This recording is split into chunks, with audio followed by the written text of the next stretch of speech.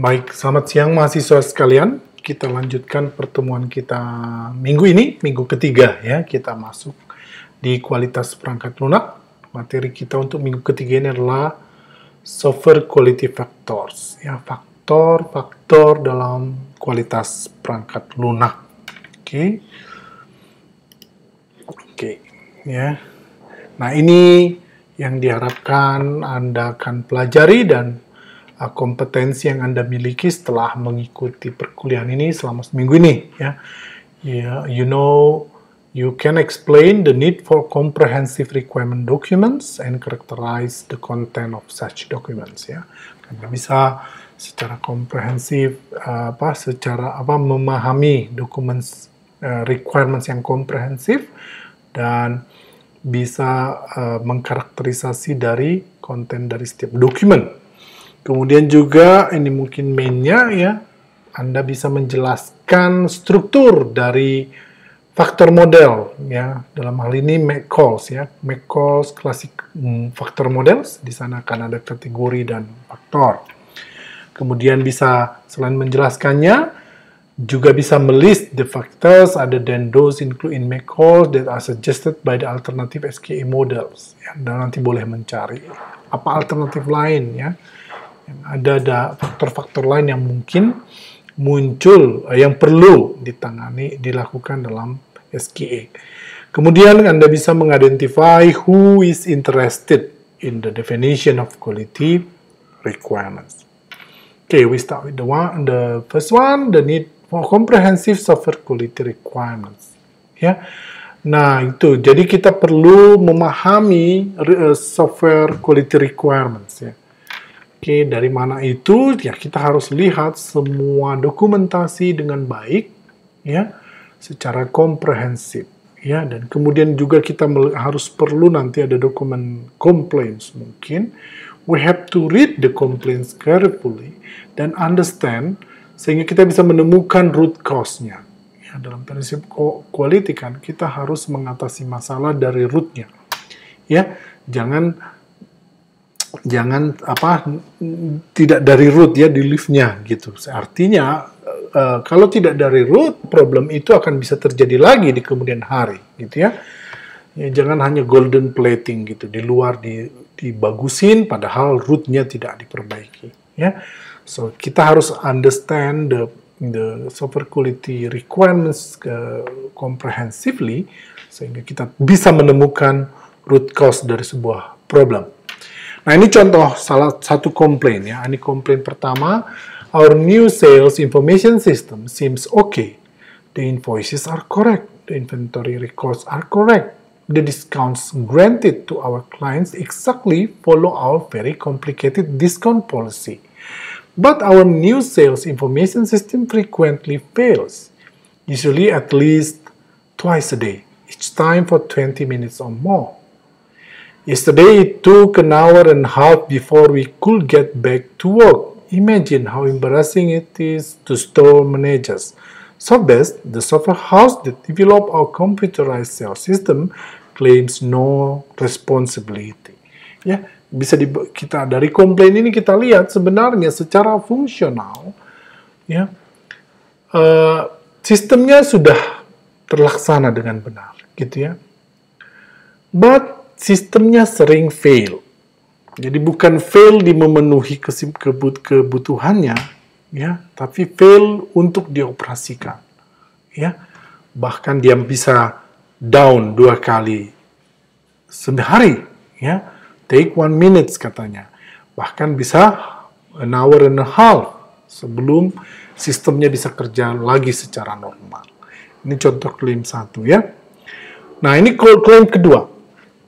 Just half a year ago, we launched our new product, the radar detector. The firmware RD 8.1 embedded in this product seems to be the cause for its success.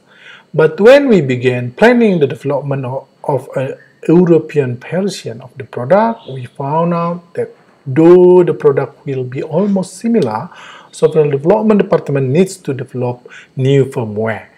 Almost all the design and programming will be new. Ya, nah jadi kita lihat dari komplain ini harus betul-betul kita pahami gitu ya. Jangan sampai salah menangani gitu. Disebutkannya bahwa semua sebenarnya sistemnya sudah bagus, ya, bahkan sukses gitu ya. Embedded produknya, ini kan embedded produknya radar detektor, dia kerja sempurna dan sukses.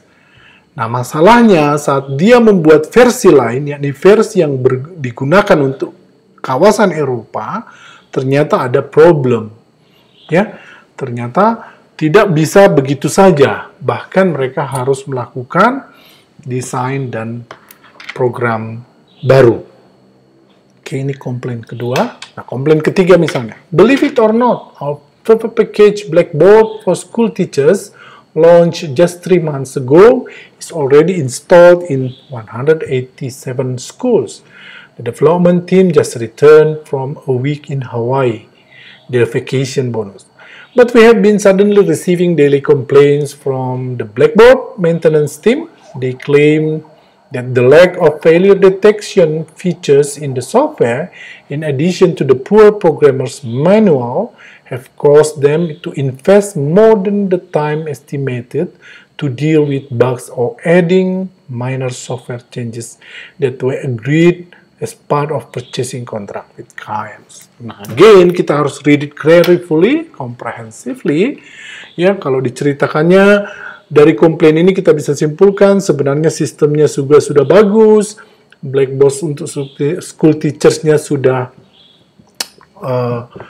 terinstall bahkan di 187 sekolah gitu kan. Sehingga ya development team-nya bahkan sudah dinyatakan sukses dan diberi bonus liburan ke Hawaii.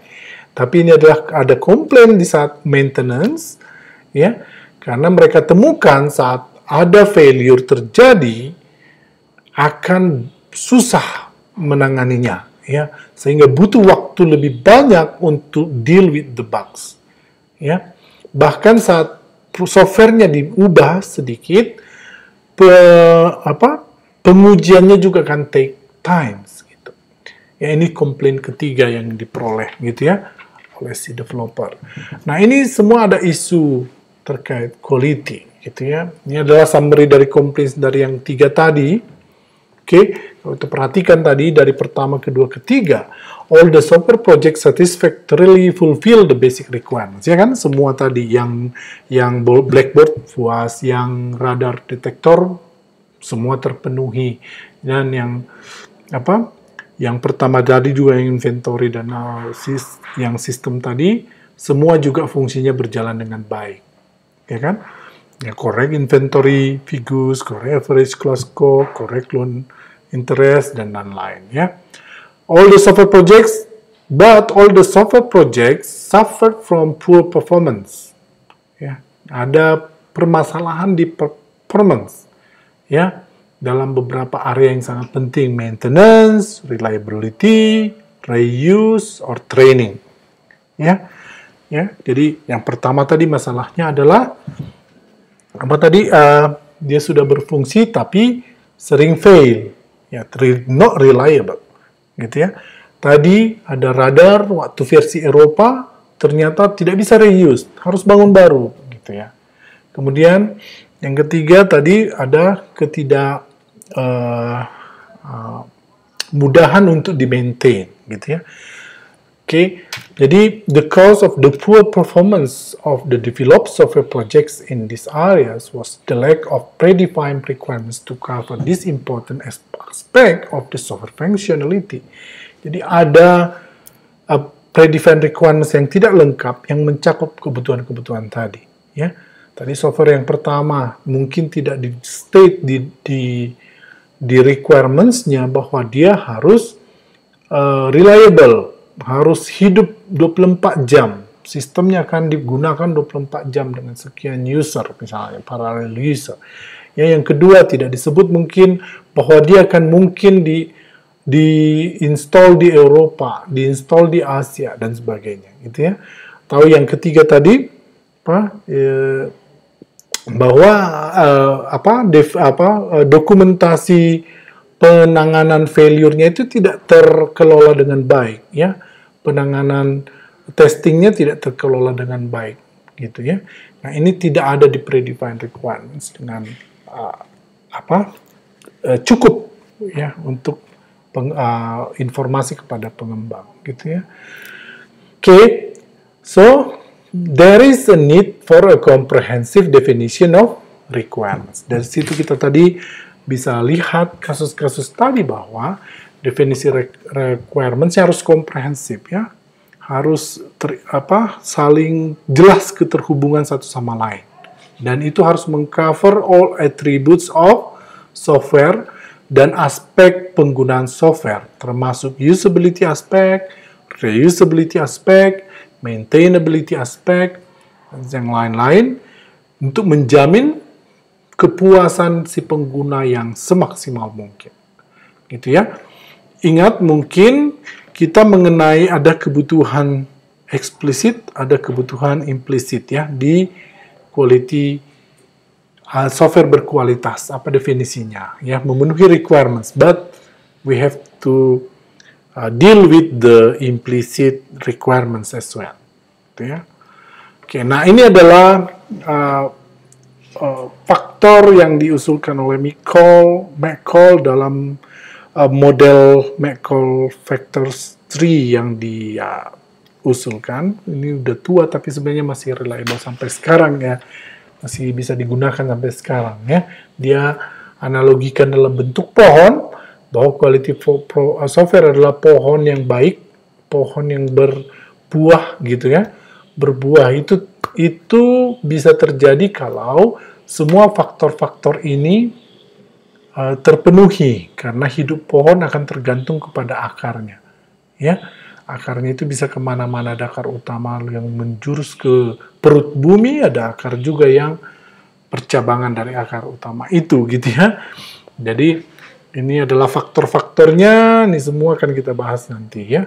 Dengan faktor-faktor ini tertangani, dihasilkanlah pohon yang baik, yang bermutu dan berbuah, gitu ya. Itu adalah McCall's Factor Model. Dia memodelkannya lewat sebuah pohon, jadi lebih mudah dimengerti, gitu ya. Nah, ini ada berapa tadi? Ada 3 kategori quality factors dengan total 11 ya, 11 quality factors ya. Nah, ini satu persatu kita bahas. Ya, ada tadi kategori product operation ya. Product operation, penggunaan produk. Faktor-faktor apa yang menentukan kualitas sebuah software dari aspek produk, gitu ya. Yang pertama adalah correctness, kebenaran, ya. Jadi kebenaran itu adalah apa? Define in a list of the software system required outputs. Jadi apa yang sudah didefine di spesifikasi apa yang harus disediakan oleh software itu terpenuhi, correct, ya, correctness. Reliability, deal with failures to provide service. Seperti contoh kedua pertama tadi ya, komplain pertama, reliability factor lah yang terlanggar gitu ya. Jadi reliability requirements deal with failures to provide service. Efficiency requirements deal with the hardware resources ya, yang dibutuhkan untuk melakukan semua fungsi yang harus disediakan oleh software system yang sesuai dengan requirements dan spesifikasi. Jadi resources-nya yang diperhatikan di sini gitu ya. Hardware resources terutama itu yang mencakup efisiensi. Kemudian integrity deal with software system security ya. Jadi software yang high integrity adalah yang high security ya. Jadi harus bisa mencegah unauthorized person. Siapa user yang tidak authorized tidak boleh masuk, unauthorized tidak bisa masuk. Jadi yang masuk hanya yang authorized one. Ya, siapa yang tidak diizinkan nggak boleh masuk. Ya. Jadi juga semua hak dari masing-masing roles dalam sistem itu sudah tertangani dengan baik. Jadi keamanan sistem terjamin, ya, juga keamanan data dan keamanan semuanya, gitu ya, sistemnya. Kemudian faktor berikutnya adalah usability. deal with the scope of staff resources needed to train a new employee and to operate the software system. Jadi ini terkait penggunaannya, ya, sebisa apa, semudah apa staff menggunakannya, bagaimana staff harus di-train untuk bisa menggunakannya. Itu adalah quality factor, ya. Jadi ada 5 quality factor yang terkait product operation: correctness, reliability, efficiency, integrity, dan usability. Ya, semua faktor ini harus dijamin oleh quality assurance team, ya, group, ya, dengan dengan proses SQA-nya. Kemudian dari product revision tadi ada 3 gitu ya. Yang pertama maintainability. Ya, apa itu maintainability? Determine the efforts that will be needed by user and maintenance personnel to identify the reason for software failures, to correct the failures, and to verify the success of the correction. Ya, jadi itu maintainability. Semudah apa, ya, sebesar apa upaya dari si maintenance, ya, atau personel dari maintenance untuk bisa menanggapi failures, ya, kegagalan si sistem menghasilkan output yang yang diharapkan. Sejauh mana maintenance personal bisa mengidentifikasi, ya. Jadi ada 3 hal, ya, jangan hanya mengidentifikasi, tapi juga upaya mengkoreknya dan juga untuk bisa menguji kembali, memverify the success of the correction. Ya. Kalau ini sulit berarti maintainability rendah. Ya, makin mudah berarti maintainability tinggi. Artinya softwaremu harus dibuat bagus, dokumentasinya mungkin bagus, proses testingnya bagus, sehingga kita punya instrumen testing yang bagus, maintainability akan tinggi. Itu maintainability. Dan ingat, mungkin nanti di software testing akan kalian pelajari, produk hampir pasti mengalami perubahan, ya, baik faktor internal maupun eksternal. Sehingga pasti ada butuh proses maintainability. Ya, at least dengan perubahan kita harus verify lagi the success of the revision, gitu ya. Jadi maintainability one aspek yang paling sangat penting dalam product revision. Ya, kemudian flexibility. Apa itu flexibility? The capabilities and effort required to support adaptive maintenance activities. Ya. Itu yang ditangani di flexibility requirements, kemampuan atau tenaga upaya yang dibutuhkan untuk mengadaptasi pemeliharaan untuk mengadaptasi sesuatu, gitu ya. Itu flexibility. Ya, semudah apa gitu. Ini ternyata ada yang harus ditambahkan interface-nya. Misalnya dia harus dihubungkan dengan sistem bank tiba-tiba di tengah jalan. Bagaimana kecepatan kita harus melakukan itu juga flexibility. Ya. Kemudian yang disebut dengan testability requirements deal with the testing of information system as well as its operation. Jadi agak dekat tadi dengan verify the success, ya. Testability juga kemudahan kita menguji itu adalah quality factor juga untuk aspek product revision. Jadi ada 3 tadi, maintainability, flexibility, dan testability. Kemudian komponen kategori ketiga adalah product transition factors. Portability. Apa itu portability? Upaya yang dibutuhkan untuk mentransfer sebuah software dari satu hardware atau dari suatu software environment ke hardware atau software environment yang lain. Ada program yang sudah kita bangun di Windows, ternyata harus bisa dieksekusi juga di Linux. Itu adalah portability. Ada software yang kita eksekusi di Mac, harus bisa kita eksekusi di Windows. Itu juga di Android harus kita eksekusi di iOS. Itu juga berupa portability, gitu ya. Jadi upaya untuk itu harus dibuat sebaik mungkin, semudah mungkin, gitu ya. Itu artinya portability tinggi.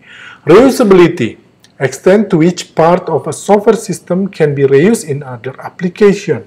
Ya, tadi versi di Eropa ternyata tidak bisa menggunakan sistem yang ada di main software-nya. Ya, Nah, itu ada aspek reusability, atau mungkin hanya satu komponen yang tidak bisa. Jadi, kemampuan dari suatu komponennya bisa digunakan untuk versi yang lain, itu adalah reusability. Ya, ini juga adalah product transition factors. Kemudian yang ketiga, interoperability. Ya, upaya yang dibutuhkan untuk menghubungkan suatu sistem dengan sistem yang lain. Interfacing suatu sistem dan sistem yang lain. Itu adalah interoperability. Ya, nah mungkin ini kan agak sulit membeda-bedakan nanti masing-masing faktor ini, tapi dengan memahami makna, Anda akan lebih lihat kecenderungan ini ke faktor yang mana. Ya, jadi kalian harus bisa sebagai SQA untuk mendefine bahwa ini adalah problem probability, ya, sehingga kita boleh tangani ini di aspek itu gitu. Tadi komplain ini adalah masalah reusability, gitu ya. Sehingga cara menangani adalah memeriksa reusability dari komponen-komponen atau parts dari software tersebut, gitu ya. Nah, sulit mungkin tapi perlu dilatih untuk Anda nanti paham penentuan quality factors apa yang deal with sebuah issue atau komplain, ya. Ini summary dari yang tadi semua, ya. Jadi tidak perlu saya ulang, kalian boleh baca lebih detail nanti juga di buku sumber, ya. Nah, ini juga melengkapi lagi, mungkin mempermudah Anda untuk melihat misalnya ada satu isu, itu termasuk quality factors yang mana. Ya, pertanyaan broad objective, jadi objektif yang lebih luas lagi. Ya, kalau kita bicara correctness, itu adalah pertanyaan untuk menjawab, does it do what the customer wants? Jadi kebutuhan customer lah dasar untuk correctness. Kalau bicara reliability, does it do it accurately all of the time? All of the time. Jadi dia akan setangguh apa dengan berjalannya dia dipakai, gitu ya. Reliability. Efficiency, does it quickly solve the intended problem? Ya. Kecepatan, resources kita tadi secepat apa kita bisa gunakan untuk mengatasi problem. Integrity tadi masalah keamanan. Is it secure? Usability, penggunaan di end user. Can I run it? Gitu ya. Artinya dari kedua aspek ya. Trained user yang harus menjawab pertanyaan ini. Kemudian untuk product revision tadi ada maintainability. Apa maintainability pertanyaan untuk dia adalah can it be fixed? Bisa nggak suatu failures diperbaiki? Secepat apa? Gitu kan. Testability, can it be tested? Apakah sebuah software mudah dites? Flexibility, can it be changed? Tadi ya masalah mengubah gitu ya. Apakah bisa diubah dengan cepat? Kemudian untuk product transition tadi, portability. Can it be used on another machine or another software environment? Gitu ya, or another operating system? Itu portability. Reusability, can parts of it be reused? Itu reusability. Kemudian yang terakhir, interoperability, menjawab pertanyaan, can it interface with another system? Nah, tadi aspek terakhir adalah mengenai who's interested in quality definition. Yeah. The client is not the only party interested in truly defining the requirements that assure the quality of the software product. But the developer is often interested in adding requirements that represent his own interests, such as reusability, verifiability, and portability requirements. Oke, jadi bukan hanya klien yang menjadi party, ya, atau pihak yang concern, yang interested dalam masalah kualitas, tapi developernya sendiri juga, ya. Oke, bahkan ada yang aspek faktor-faktor yang diinginkan si developer mungkin tidak terlalu diinginkan oleh si klien, tidak jadi perhatian dari si klien. Jadi kita harus melihat dua aspek ini, gitu ya. Oke, jadi harus kita perhatikan dua requirements tadi. Tadi saya sudah singgung juga di waktu kita bahas masalah definisi kualitas sekarang. Kualitas adalah conformance to requirements, but not only the explicit requirements that stated in the software requirement specification, but also requirements that implicitly needed by the developer. Ya. Jadi ada jadi perlu dua documents yang perlu kalian kejar kalau kalian ingin memastikan kedua aspek ini terpenuhi, ya, the client's requirement document and the developer's additional requirements document. Ya, jadi developer sering kan memberi ini tambahan supaya karena si klien mungkin nggak bisa define itu secara komplit, gitu ya. Sehingga kita harus deal dengan kedua hal ini. Ya, jadi itu materi kita untuk hari ini. Quality factors sudah saya jelaskan tadi. Saya harapkan kalian mengerti sehingga bisa tadi melihat secara komprehensif apa quality issue yang harus ditangani terhadap sebuah problem, sebuah komplain atau sebuah requirements. Ya, sampai tadi kita belajar faktor-faktor tersebut lewat McCall's, ya, model, ya, yang berupa pohon, dan juga kita sudah tahu who interested in quality definition yang kita sebagai SQ juga harus deal with. Gitu ya. Jadi itu kira-kira materi kita untuk pertemuan ini.